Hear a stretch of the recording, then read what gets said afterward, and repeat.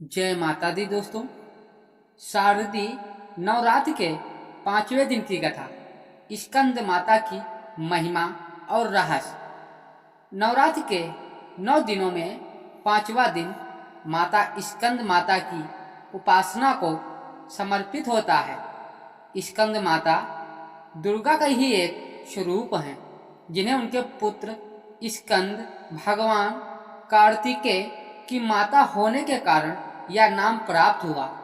माता का यह रूप भक्तों को अपार वात्सल्य, करुणा और शक्ति प्रदान करता है। वह उन भक्तों की विशेष रूप से रक्षा करती हैं जो सच्चे मन से उनकी पूजा करते हैं। उनकी कृपा से मनुष्य सांसारिक बंधनों से मुक्त होकर आध्यात्मिक चेतना को प्राप्त करता है। माँ स्कंद माता की 4 भुजाएं हैं, 2 हाथों में कमल के फूल हैं और एक हाथ वरद मुद्रा में भक्तों को आशीर्वाद देने के लिए उठाया हुआ है, और चौथे हाथ से वे अपने पुत्र स्कंद को गोद में पकड़े हुए हैं। उनकी सवारी सिंह है और वे कमल के आसन पर विराजमान होती हैं, इसलिए इन्हें पद्मासनी देवी भी कहा जाता है। माँ स्कंद माता की पूजा करने से व्यक्ति को अद्भुत सुख, समृद्धि और शांति और मोक्ष प्राप्त होता है।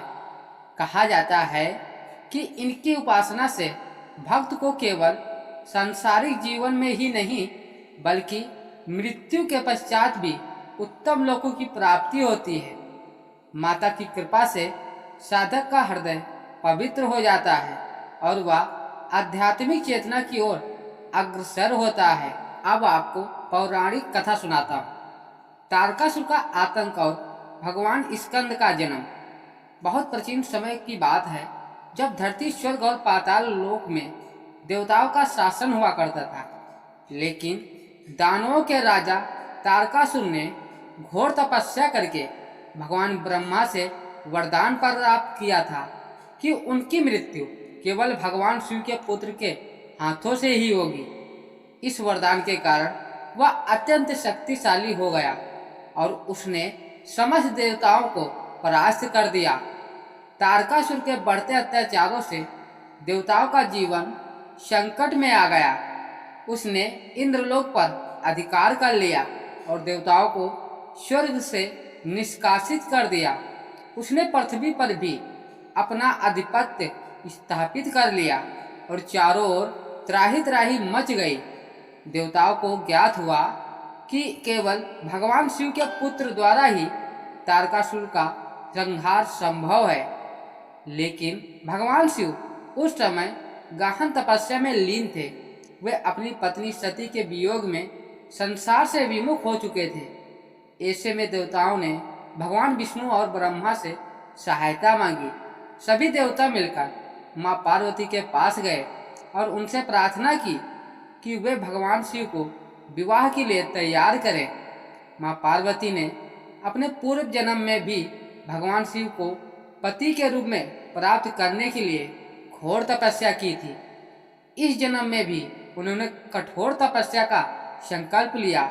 उनकी तपस्या इतनी कठिन थी कि उन्होंने वर्षों तक केवल वायु और सूर्य के प्रकाश से जीवन व्यतीत किया। उनकी भक्ति और समर्पण देखकर अंततः भगवान शिव प्रसन्न हुए और उन्होंने पार्वती जी से विवाह करने का निश्चय किया। भगवान शिव और पार्वती का विवाह धूमधाम से संपन्न हुआ। कुछ समय बाद माता पार्वती ने एक दिव्य बालक को जन्म दिया, जिसे भगवान कार्तिकी कुमार स्कंद या मुरुगन के नाम से जाना जाता है। यह बालक कोई साधारण बालक नहीं था, बल्कि स्वयं दिव्य शक्तियों से संपन्न एक महान योद्धा था। भगवान कार्तिकेय के जन्म से देवताओं को पुनः आशा की किरण दिखाई दी। जब वे कुछ बड़े हुए तब देवताओं ने उनसे तारकासुर के वध की प्रार्थना की। माता पार्वती अपने पुत्र को अत्यंत प्रेम करती थी, लेकिन उन्होंने संसार की भलाई के लिए उन्हें युद्ध में भेजने का निर्णय लिया। यही है कारण कि वे स्कंद माता के रूप में पूजी जाती है, जो न केवल प्रेम और वात्सल्य की मूर्ति हैं, बल्कि आवश्यकता पड़ने पर अपने पुत्र को युद्ध में भेजने का भी साहस रखती है। तारकासुर का वध और स्कंद माता की महिमा। भगवान स्कंद को जब देवताओं की दुर्दशा का पता चला तो उन्होंने स्वयं देवताओं की सेना का नेतृत्व करने का निश्चय किया। वे देवताओं के सेनापति बने और एक विशाल सेना के साथ तारकासुर के खिलाफ युद्ध करने के लिए निकल पड़े। युद्ध के मैदान में तारकासुर अपनी अपार शक्ति और मायावी शक्ति का प्रयोग कर रहा था। उसने अनेक दैत्यों को बुलाकर भगवान स्कंद के मार्ग में बाधाएं उत्पन्न करनी चाहिए, लेकिन भगवान स्कंद ने अपने दिव्य अस्त्रों से सभी असुरों का संहार कर दिया। तारकासुर ने भी भगवान स्कंद पर कई बार आक्रमण किया, लेकिन वे उसके सभी वारों को विफल कर देते। लेकिन अंत में भगवान स्कंद ने अपने शक्ति भरे वाले शक्ति अस्त्र से तारकासुर का वध कर दिया। इस प्रकार देवताओं को उनके अधिकार पुनः प्राप्त हुए और संपूर्ण संसार में शांति की स्थापना हुई। भगवान स्कंद की इस विजय पर माता पार्वती को अत्यंत गर्व हुआ। उन्होंने अपने पुत्र को प्रेम पूर्वक गोद में बैठाया और आशीर्वाद दिया। इसी कारण उन्हें स्कंद माता के रूप में पूजा जाता है। अब बात करते हैं स्कंद माता की पूजा की विधि और महत्व के बारे में। नवरात्र के 5वें दिन माता स्कंद की उपासना का विशेष महत्व है।